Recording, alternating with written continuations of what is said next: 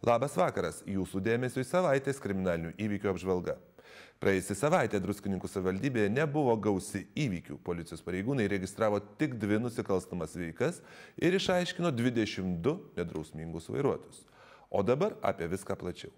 Šeštadienį Valstybinio socialinio draudimo fondo valdybos, kitaip vadinamos Sodros Druskininkų skyriaus darbuotojai pastebėjo, kad išdaužtas įėjimo į pastatą durų stiklo paketas. Tačiau į pastato vidų nepatekta, vis dėlto patirta 500 litų žala. O įvykis tyriamas. Praėjusį ketvirtadienį sanatorijos Eglė kavinėje 2 viečiūniškiai tiek prisilinksmino, kad pradėjo užgaulioti kitus kavinės lankytojus. Įsismarkavę viečiūniškiai kavinėje sumušė į sanatoriją atvykusi Olandijos pilietį. Policijos pareigūnai atvykę į įvykio vietą sulaikė šio įvykio kaltininkus.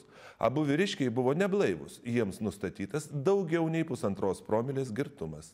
Dėl šio įvykio pradėtas ikiteisminis tyrimas. Kitos naujienos. Pastebėta, kad neretai vairuotojai vairuoja techniškai netvarkingus automobilius. Policijos pareigūnai visą šią savaitę, vasario 14-20 dienomis, vykdo tikslinės politinės priemonės skirtas vairuojamoms techniškai netvarkingoms transporto priemonėms nustatyti. O mūsų laida eteryje pasirodo svarbią dieną, vasario 16. Taigi, brangūs žiūrovai, nuoširdžiai sveikiname Jūs su vasario 16, Lietuvos valstybės nepriklausomybės diena. Gražaus ir prasmingo Jums vakaro. Tai tiek apie aktualiausius įvykius, likite sveiki ir saugus, pasimatysime po savaitės.